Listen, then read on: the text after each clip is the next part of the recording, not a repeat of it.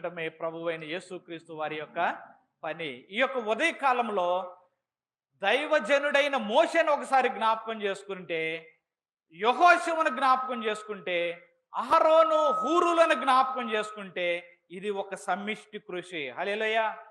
సమిష్టిగా మనం పని చేయాలి. ఏం పని చేయాలి?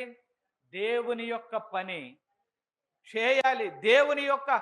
ఆయన యొక్క చిత్తమును, ఆయన యొక్క ఆజ్ఞను నీవు నెరవేర్చేవాడివిగా ఉండాలి. ప్రభువు కేవలము ఆశీర్వాదాలు ఇవ్వటం కోసమే ఆయన తపన పట్టలేదండి. ఈ ఉదయకాలం ఎందుకు ఈ మాటలు మనతో మాట్లాడుతున్నాడు ప్రభు తెలియదు కానీ, కేవలము ఆశీర్వాదాలు నా బిడ్డలకు ఇవ్వాలి ఇవ్వాలి ఇది మాత్రమే ఆయన తపన కాదు. ఏమిటో తెలుసా ఆయన తపన? అయ్యో, అశాశ్వతమైనది మీరు సంపాదించుకున్నా అది కొంతకాలం ఉంటుంది, కొంతకాలానికి నశించిపోతుంది. మీరు అందరూ కూడా నిత్య జీవంలోనికి, శాశ్వత జీవంలోనికి నడిపించబడాలి. మీరు రక్షించబడ్డారు, ఇంకా నశించిపోవచ్చున్న వారు అనేక మంది ఉన్నారు. వేదనతో కృంగిపోతున్న వారు అనేక మంది ఉన్నారు. వారు రక్షించబడాలి. హల్లెలూయా. రక్షించబడాలి. కాబట్టి ఎవరికి తగిన పని వారు చేయాలి. మోషే చేతులు ఎత్తుకొని నిలవబడ్డాడు. అహరోను హూరులు వచ్చి ఏం చేశారు? అతని చేతులను ఆదుకొని ఎత్తి పట్టారు. హల్లెలూయా. ఇక్కడ మీకు ఒక మాట చెబుతాను, చాలా జాగ్రత్తగా వినండి. మోషే చేతులు ఎత్తాలి అంటే అహరోను హూరులు కూడా చెయ్యెత్తాలా? ఎత్తాలి కదండి.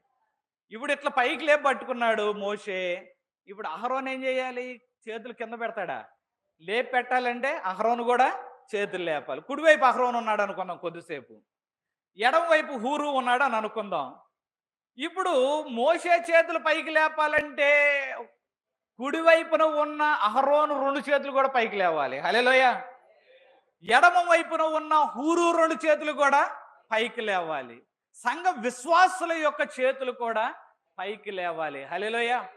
సేవకునితో పాటు సంఘ విశ్వాసుల యొక్క చేతులు కూడా పైకి లేచినప్పుడు సమిష్టిగా విజయం కలుగుతుంది. హల్లెలూయా. హల్లెలూయా.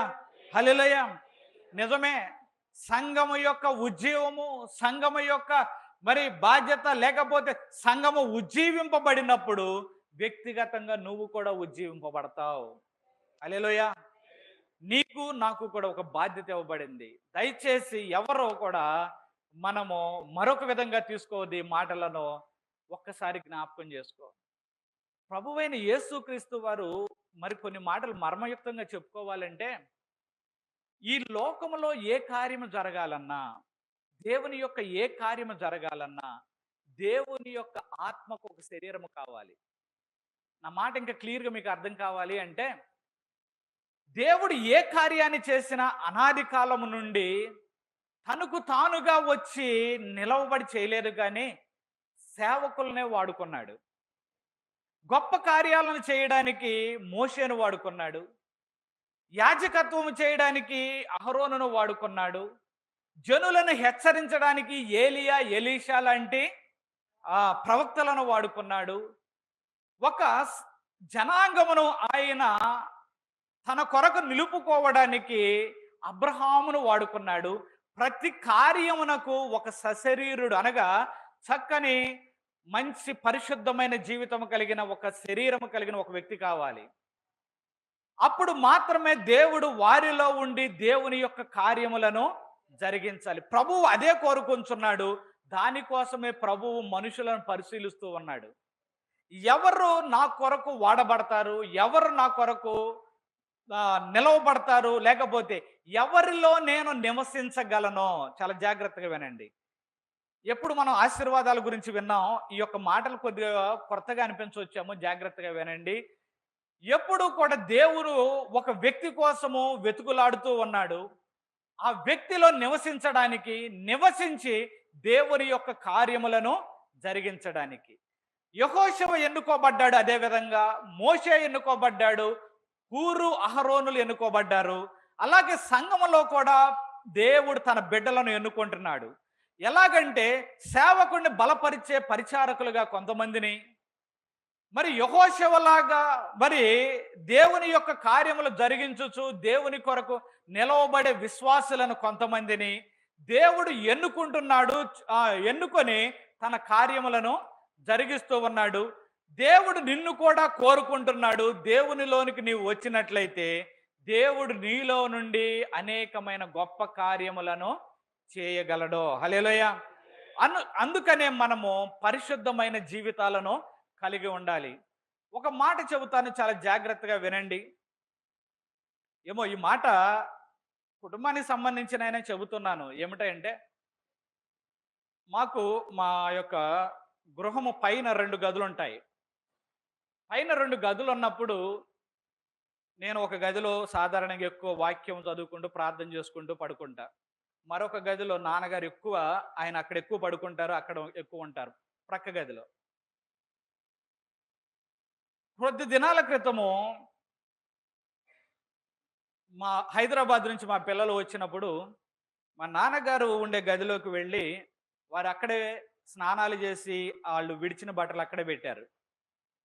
పెట్టినప్పుడు నాకు మనసుకు అంగీకరించలా. మా భార్యను పిలిచి ఏం చెప్పానంటే, ఇదిగో ఈ గదిలో మా నాన్న ఉంటాడు,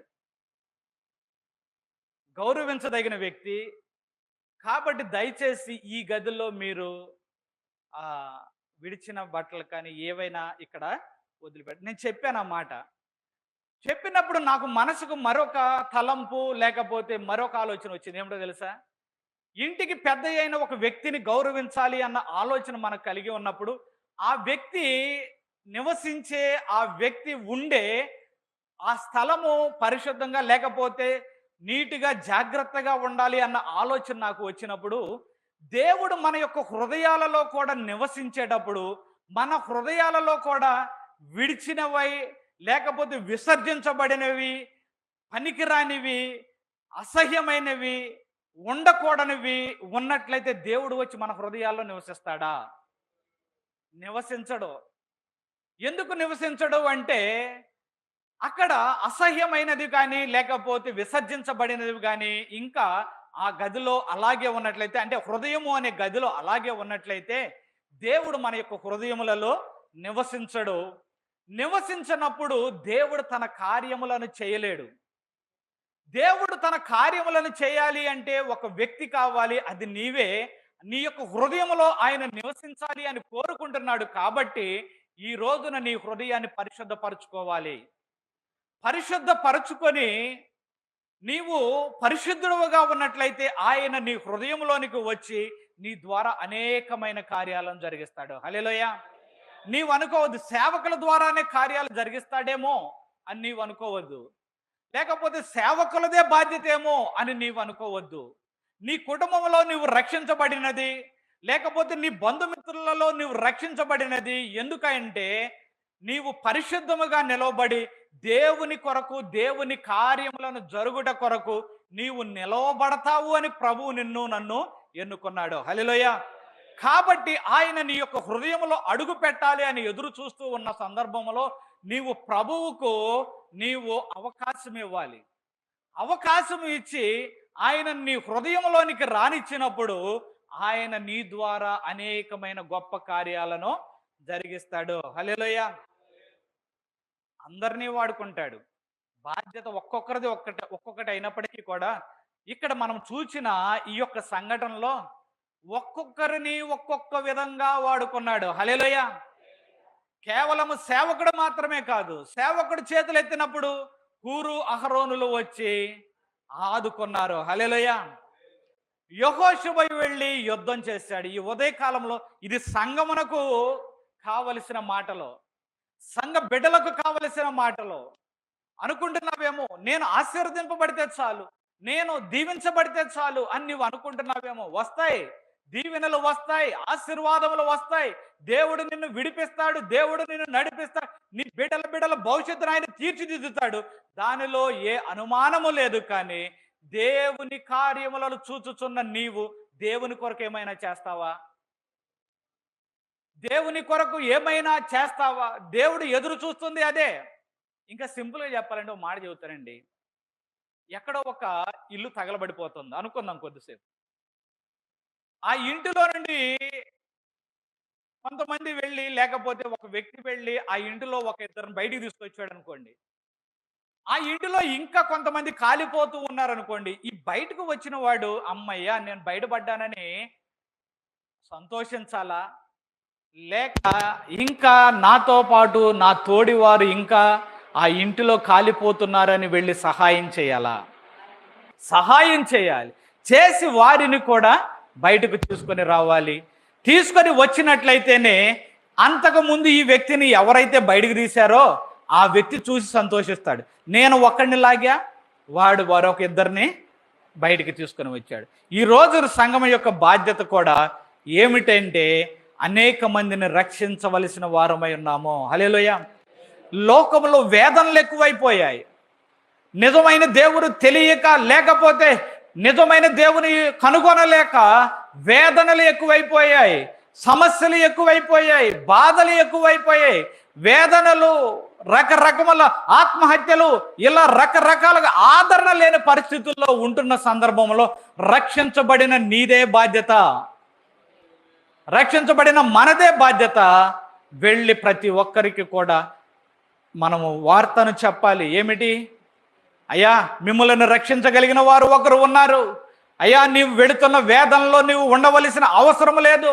నిన్ను రక్షించడానికి ఒక దేవుడు ఉన్నాడు, పరిశుద్ధుడైన ప్రభువైన యేసుక్రీస్తు. హల్లెలూయా. నిన్ను రక్షించడానికి ఉన్నాడు. నీవు ఆత్మహత్య చేసుకునే అవసరంలా, వేదనలో కృంగిపోని అవసరంలా, నీవు వేదనలో దిగజారిపోని అవసరంలా. నిన్ను రక్షించడానికి దేవుడైన యేసయ్య నీ కొరకు తన చేతులు ఎల్లప్పుడూ చాచి ఉన్నాడు. హల్లెలూయా. కనుక మీరు రండి అని ఆహ్వానించడం, మనం చెప్పిన వెంటనే వినరండి. ఆ మాట గుర్తుపెట్టుకోండి. అది నీవు బిడ్డ అయినా, భార్య అయినా, భర్త అయినా, తల్లి అయినా, తండ్రి అయినా చెప్పిన వెంటనే వినరు. ఎందుకయ్యా అంటే త్వరగా అంగీకరించరు. కానీ నువ్వేం చేయాలయ్యా అంటే దేవుని యొక్క బాధ్యత, లేకపోతే దేవుడు ఇచ్చిన బాధ్యత, వారి కొరకు నువ్వేం చేయాలి? ప్రార్థన మొరపెట్టేవాడివిగా ఉండాలి. ఇక్కడ చూస్తే మోషే చేతులెత్తాడు, అందరూ కలిసి యుద్ధమును చేయుచూ ఉన్నారు. హల్లెలూయా. యుద్ధమును చేస్తున్నప్పుడు వారికి విజయము కలిగినది. హల్లెలూయా. నీకును వారికి విజయము అనగా ఇక్కడ ఒక మాట చెబుతాను, చాలా జాగ్రత్తగా వినండి. అందరికీ విజయం వచ్చినప్పుడు ప్రతి ఒక్కరికి విజయమైనా కాదు అది కదా. 100 మంది రక్షించబడి ఒకడేమన్నా లేకపోతే చంపబడ్డా కాదు కదా. రక్షించబడటం అంటే శత్రువుని ఎప్పుడైతే జయించారో అందరూ రక్షించబడినట్లే. హల్లెలూయా. ఇప్పుడు వ్యక్తిగతంగా ప్రతి ఒక్కరికి మేలు కలిగిందా, కలగలేదా? ప్రతి ఒక్కరికి మేలు కలిగింది. శత్రువు వచ్చి మీద పడతాడు అనుకున్నాం, సమిష్టిగా పోరాడాం, అందరికీ వ్యక్తిగతంగా మన కుటుంబాలు రక్షించబడ్డాయి, మన కుటుంబాలు దీవించబడ్డాయి, ఆశీర్వదించబడ్డాయి. హల్లెలూయా. వ్యక్తిగతంగా ప్రతి ఒక్కరికి మేలు కలిగింది. అందుకనే సంఘ బాధ్యతను మనం ఎరిగి సంఘము కొరకు, ప్రభువు కొరకు మనము పోరాడినట్లయితే, సంఘము దేవుని యొక్క పనిలో అడుగు వేసినట్లయితే విజయముతో పాటు నీకు కూడా వ్యక్తిగతమైన విజయములను దేవుడు అనుగ్రహిస్తాడు. హల్లెలూయా. సరే, ముందుకు వెళ్ళినట్లయితే ఇక్కడ మనుషులను చూసాం. ఎవరో? మోషే, యెహోషువ, హూరు, అహరోను. ఇక్కడ మరొకటి కూడా కనిపిస్తుంది. ఏమిటో తెలుసా? అది రాయి. హల్లెలూయా. ఏమిటి రాయి అనేది ఇక్కడ మనకు కనిపిస్తూ ఉన్నది. ఈ రాయిని గూర్చి మనం ధ్యానం చేస్తే 9వ వచనంలో ఆఖరిలో అంటాడు, నేను దేవుని కర్రను చేత పట్టుకొని ఆ కొండ శిఖరము మీద నిలచెదను. మోషే అన్నమాట ఏంటంటే, నేను దేవుని కర్రను చేత పట్టుకొని ఆ కొండ శిఖరం మీద నిలుస్తా. చాలా జాగ్రత్తగా వినండి. నిలవబడతా, నేను నిలుస్తా, నేను నిలవబడి నా చేతులను మీ వైపు ఎత్తుతా, చాపుతా. మీరు యుద్ధంలో గెలుచున్నట్లుగా నా చేతులను చాపుతా, నిలవబడతా, నిలచెదను అనే మాట అన్నాడు. కానీ సేవకుడైన మోషే నిలవలేకపోయాడు. నిలవలేకపోవడం అంటే కొద్దిసేపు నిలవబడ్డాడు, చేతులు బరువెక్కుతున్నాయి, అలసిపోయాడు, లేకపోతే విజయం కలిగింది, బాగానే ఉంది. ఎప్పుడైతే అలసట లేకపోతే చేతులు బరువెక్కినప్పుడు నిలవబడలేకపోయాడు.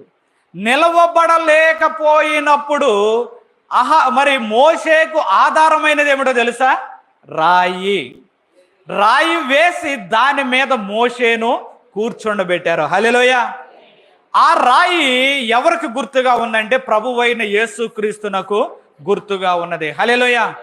ఎప్పుడైతే సంఘము నిలవబడలేకపోతున్నదో, ఎప్పుడైతే మోషే నిలవబడలేకపోయాడో, ఎప్పుడైతే హూరు అహరోనులు మోషేని ఆదుకొనినప్పటికీ కూడా మోషే నిలవబడలేని పరిస్థితి వచ్చిందో, అప్పుడు ఒక రాయి ఆధారమైనది. హల్లెలూయా. ఆ రాయి ప్రభువైన యేసుక్రీస్తు. హల్లెలూయా.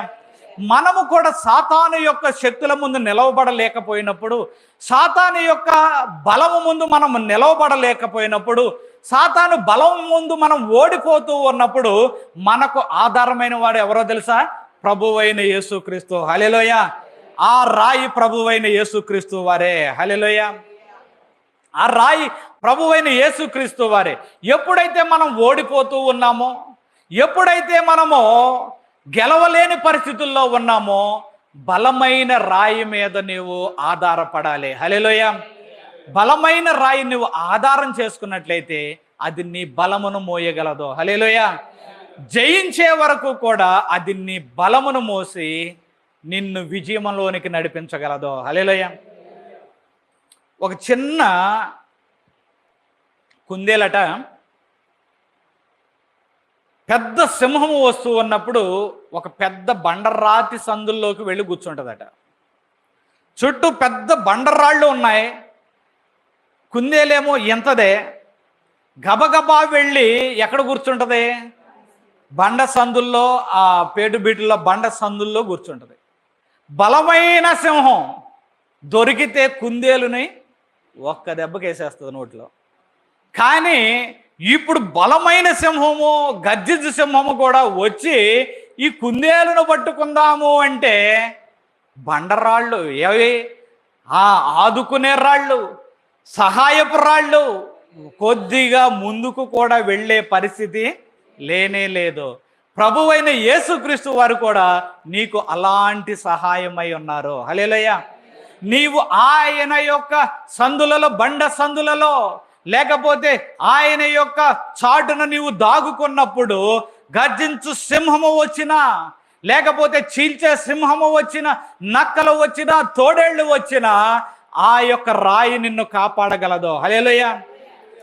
ఈ చిన్న కుందేలు లోపలికి వెళ్ళి భలే గంతులు వేస్తూ ఉంటుంది. ఈ బయట ఉండి గర్జించే సింహానికేమో ఇంకెక్కడ లేని కోపం. అరే రే రే రే, ఉన్నదేమో ఇంత ప్రాణం, ఏమి ఎగురుతుంది, ఏమి గంతులేస్తుంది. కానీ పట్టుకుందాము, లేకపోతే దాన్ని దాడి చేద్దాము అంటే ఈ బండ అడ్డంగా ఉందే, ఈ బండ అడ్డుగా ఉందే అని చివరి వరకు గర్జించి తిరిగి తిరిగి తిరిగి తిరిగి ఏమీ చేయలేక నెమ్మదిగా జారుకుంటుంది. ఇంకేమన్నా దొరికిద్దేమోలే, వీడు ఎట్లాగో ఆ బండ సందులోంచి బయటికి రావట్లా, ఇంకా మనకేముంది, వీడిని ఏమీ చేయలేమని చెప్పేసి వెళ్ళిపోతుంది. అలాగే క్రైస్తవుడమైన నీవు, సేవకులైన వారు కావచ్చు, విశ్వాసులైన వారు కావచ్చు, బండను ఆధారము చేసుకున్నట్లయితే ఆయనే మనకు ఆధారము. హల్లెలూయా. ఆయనే మనకు విజయము, ఆయనే మనలను విడిపించువాడు, ఆయనే మనలను నడిపించువాడు. హల్లెలూయా. మనకు చాలా సందర్భాలు ఉన్నాయి, మనం చదవడానికి మనకు సమయం లేదు. కానీ ఆయన మూలకు తలరాయి అని బైబిల్ గ్రంథంలో కూడా మనకు చెప్పబడింది. సహాయపు రాయి, చాలా రాళ్ళు కనిపిస్తాయి, సహాయపు రాయి, మూలకు తలరాయి, ఇవి అన్నీ కూడా ప్రభువైన యేసుక్రీస్తు వారే. మనము ఎప్పుడైతే ఆయనను సహాయము అడుగుతామో ఆ సహాయము ఆయన తప్పనిసరిగా దయచేస్తాడు, నిన్ను విడిపిస్తాడు. కాకపోతే ఏమిటంటే నీవు ఆ యొక్క బండ సందున నీవు దాగి ఉండాలి. బండ సందున పావురమా, ఇలాంటి చాలా మాటలు ఉన్నాయి. కానీ ఎప్పుడైనా పావురమైనా, నీవు చిన్న ప్రాణివైనా, చిన్న కుందేలువైనా, ఎవరైనా ఎవరి చాటున ఉండాలట? బండ చాటున ఉండాలి. బండను దాటావో సాతాను గర్జించు సింహం సిద్ధంగా ఉంది. ఇందాక మీకు ఉదాహరణ చెప్పాను. ఆ యొక్క కుందేలు బండ సందు దాటి బయటికి రానివ్వండి, ఒక్క దెబ్బలో సింహానికి ఆహారం అయిపోద్ది. బండను దాటి నువ్వు బయటకు రావద్దు. ఆ బండ ప్రభువైన యేసుక్రీస్తే. ఆయనను దాటి నువ్వు బయటకు వెళ్ళొద్దు. బయటకు వెళ్ళినట్లయితే సాతాను చేతిలో అపజయం కలుగుతూ ఉన్నది. కాబట్టి బండ సందున నీవు ఉండాలి, బండను ఆధారం చేసుకోవాలి. సంఘముగాను వ్యక్తిగతంగా ప్రతి ఒక్కరూ వారి యొక్క బాధ్యతలను నెరవేర్చేవారై ఉండాలి. హల్లెలూయా. ఒక్క పాపి రక్షించబడ్డారట, పరలోక రాజ్యంలో గొప్ప సంతోషము. దేవదూతలు గంతులేస్తాయట, దేవదూతలు ఆనందిస్తాయట, దేవదూతలు ఆనందించి గంతులు వేస్తాయి. ఎందుకో తెలుసా? ఒక్క పాపి రక్షించబడినందుకు. నీవు కూడా ప్రయత్నం చేస్తావా? దేవుని పని చేస్తావా? అక్కడ ఇంకొక మాట ఏమిటంటే, ఒక విశ్వాసి ఏదైనా సంపాదించుకున్నప్పుడు లోకంలో, లేకపోతే ఒక 10 కోట్లు, ఒక 100 కోట్లు సంపాదించుకోనో, లేకపోతే ఏదైనా స్వస్థత పొందో, ఏదైనా కానివ్వండి, ఏదైనా మేలు జరిగినప్పుడు దేవుని దూతలు, దేవదూతలు ఆనందపడినట్టుగా గంతులు వేసినట్లుగా మనం చూడంగానే, ఒక పాపి రక్షించబడితే దేవుని యొక్క దూతలు ఆనందంతో సంతోషిస్తారు, గంతులు వేస్తారు. హల్లెలూయా. అదే ప్రభు కోరుకుంటున్నాడు. ఈ రోజున 2 విషయాలు మీ ముందు ఉంచా. దేవుడు మనందరికీ సహాయము. ఆయన రాయి అయి, లేకపోతే ఆ బండ క్రీస్తే అంటాడు కదా, ఆ బండ లేకపోతే మోషే ఆధారము చేసుకున్న ఆ రాయి ప్రభువైన యేసుక్రీస్తే. ఏ శ్రమలో నుండి నువ్వు వెళుతున్నా, ఏ కష్టములో నుండి నువ్వు వెళుతూ ఉన్నా, ఆ బండను నీవు ఆధారం చేసుకున్నట్లయితే దేవుని యొక్క సహాయము నీకు ఎల్లప్పుడూ ఉంటుంది. దేవుని యొక్క సహాయము ద్వారా విజయాన్ని పొందుకోగలవు. హల్లెలూయా. 2వ మాటను కూడా మీకు చాలా స్పష్టంగా చెప్పా. ఏమిటో తెలుసా? మీరు మీరు ఆశీర్వదింపబడటమే కాదయ్యా, మీరు దీవించబడటమే కాదయ్యా, మీరు రక్షించబడటమే కాదయ్యా, మీ మీద ఒక బాధ్యత ఉన్నది. ఏమిటో తెలుసా? దేవుని యొక్క పని చేయవలసిన వారై ఉన్నారు, లేకపోతే దేవుని కొరకు పోరాటము సల్పవలసిన వారై ఉన్నారు. మనం శరీరులతో కాదు కానీ పోరాడినది ఆత్మ సంబంధమైన శక్తులతోనో, లేకపోతే అధికారులతోనో, దురాత్మ శక్తులతోనో మనము పోరాడుచున్నాం కదా. పోరాడాలి. దేవుడు రేపు అడుగుతాడేమో, అయ్యా నిన్ను రక్షించాను కదా, నిన్ను పరలోకానికి తీసుకొని వచ్చాను కదా, ఏమైనా ప్రయత్నం చేసావా? ఏమైనా దేవుని సన్నిధి భూలోకంలో నా కొరకు ఏ పనైనా చేసావా అంటే, నేను చేశాను ప్రభువా ఫలానిది అని చెప్పగలిగే స్థితిలో నువ్వు ఉండాలి. హల్లెలూయా. కేవలము బోధ చేసే సేవకులే కాదు, ఈ చేతులు ఎత్తుపట్టే హూరు అహరోన్లు కూడా కావాలి. హల్లెలూయా. అందరూ కావాలి, సంఘానికి అందరూ కావాలి. మరొకసారి జ్ఞాపకం చేసుకోండి, అందరూ కావాలి. ఇది ఎవరిది? సంఘము దేవునిది, మన అందరిది దేవునిది. సంఘమునకు శిరస్సు ఎవరు? ప్రభువైన యేసుక్రీస్తు వారు. కనుక మనం అందరము కలిసి విజయములను సాధించే వారముగా ఉండాలి. హల్లెలూయా. కనుక మీరు ఎవరైనా నశించిపోతున్నారని తెలిసినప్పుడు వారిని గూర్చిన భారం కలిగి ఉండండి. లేకపోతే మీ సంఘములో, లేకపోతే మన సంఘములో ఎవరైనా ఒక అవసరతలో నుంచి వెళుతున్నారు అని తెలిసినప్పుడు ఒక భారాన్ని కలిగి ఉండండి. వారి కొరకు ప్రార్థన చేయండి. సంఘముగా మనం ప్రార్థన చేసినట్లయితే దేవుడు గొప్ప కార్యములను ఆయన జరిగిస్తాడు. కాబట్టి మీ యొక్క పైకి చెప్పుకోలేని విషయాలు ఉంటే మీరు మనసులో పెట్టుకొని నా కొరకు ప్రార్థన చేయండి అనండి.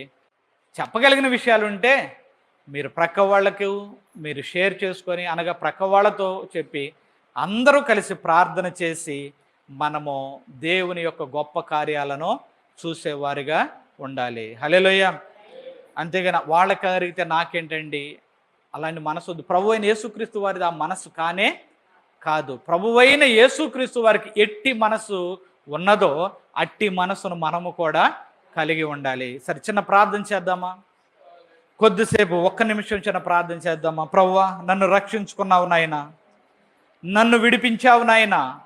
అయ్యా 2 మాటలు మేము ధ్యానం చేశాం ప్రభువా. అయ్యా ప్రభువా, సంఘముగా మేము పోరాడవలసి ఉన్నదని మాకు జ్ఞాపకం చేశారు ప్రభువా. నశించిపోతున్న వారు, సంఘములోనే దేవుని నమ్మి వెనకబడిపోవచ్చున్న వారు, చల్లారిపోయిన వారు అనేక మంది ఉన్నారు నాయన. వారిని నడిపించు నాయన. లేకపోతే నా కుటుంబంలోనే అయ్యా రక్షించబడవలసిన వారు ఉన్నారు నాయన అని ప్రార్థన చేస్తావా? ఆ విషయాలను ప్రభువు మనకు తెలియపరిచాడు. రెండవది, ఆయన మనకు రాయి, లేకపోతే ఆయనే మనకు సహాయపు రాయి, ఎబినేజరు అనే మరికొన్ని భాగాలు కూడా వేరే చోట మనం చూసాం గడిచిన వారాల్లో. ఆయన మనకు సహాయపు రాయి కనుక ఆయన ఆధారం చేసుకొని మన కుటుంబములు, బంధువుల కుటుంబములు, మిత్రుల కుటుంబములు, లేకపోతే మన బిడ్డల కుటుంబములు, బిడ్డల కుటుంబములు, వారి నిమిత్తం కూడా ప్రార్థన చేస్తావా?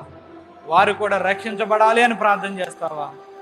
ప్రార్థన చేయమ్మా, ప్రార్థన చేయి. 1 నిమిషం ప్రార్థన చేద్దాం. సమయం మించిపోయింది లేదు. 1 నిమిషం ప్రార్థన చేద్దాం. ఎవరి గురించి ప్రార్థన చేస్తావో చేయి. ప్రభువు నీ మీద బాధ్యత ఉంచాడు. చాలా విషయాలు ఉన్నాయి. సర్వలోకమునకు వెళ్ళి మీరు సర్వ సృష్టికి సువార్త చెప్పండి అన్నారు. మనము చెప్పలేకపోతున్నామేమో. కనీసం మన యొక్క పరిధిలో ఉన్న వారి నిమిత్తమైన ప్రార్థన చేయాలి. మన సహోదరులు, మన వాళ్ళే నశించిపోతున్నారు. ఈ లోకంలో నీ యొక్క బంధువు రాగానే వారిని చూస్తే ఎంతో ఆనందం కదా. రేపు పరలోకంలో వారేమో నరకంలో, నీవేమో పరలోకంలో ఉంటే నువ్వు సంతోషించగలవా? ఒక్కసారి ఆలోచించే. ఒక్కసారి ఆలోచన చేసి ప్రభు కొరకు ఆ మాటలను చెప్పి వారిని కూడా రక్షించమని అడుగుతావా? ప్రార్థన చేద్దామా? మోషే చేతులు ఎత్తాడు, యెహోషువ యుద్ధము చేయించు ఉన్నాడు, హూరు అహరోనులు చేతులు ఎత్తి పట్టారు. ప్రార్థన చేద్దామా? ప్రార్థన చేద్దాం.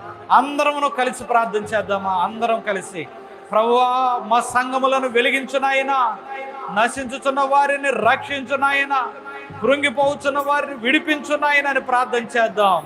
సర్వ సృష్టికి ఆధారణ కాడబుతురైన ప్రభువా, మహోన్నతుడు తండ్రి, మీ ఘనమైన పాదములకు వందనాలు ఆయన.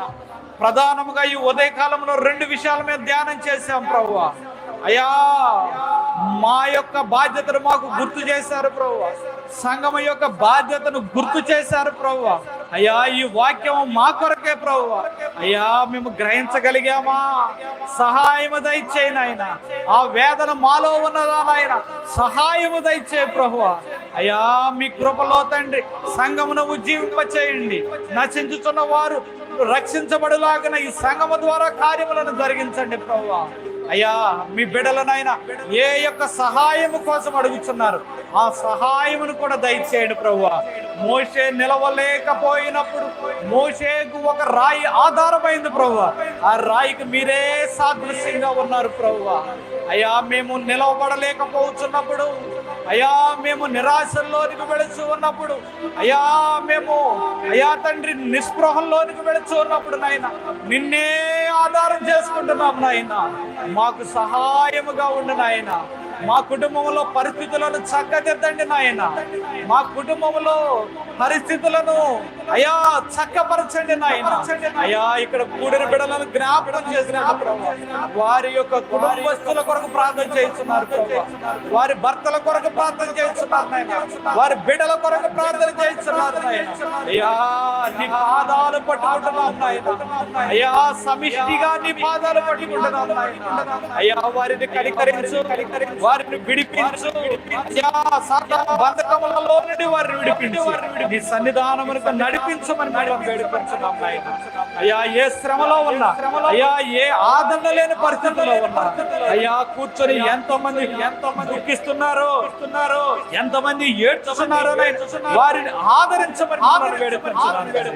అయ్యా, ఈ చిన్న ప్రార్థనలకి ఈ ఉదయ కాలంలో సంఘముగా కలిసి చేసిన ఈ ప్రార్థన నీ సన్నిధానమునకు చేర్చుకొని అయ్యా జవాబును దయచేయమని, కార్యములను జరిగించమని, చిన్న ప్రార్థన ఆలకించమని ప్రభువైన యేసుక్రీస్తు పుణ్యనామంలో వేడుకొనుచున్నాము తండ్రి. ఆమేన్, ఆమేన్, ఆమేన్. మరొకసారి మీ అందరికీ వందనాలండి. అందరికీ వందనాలు.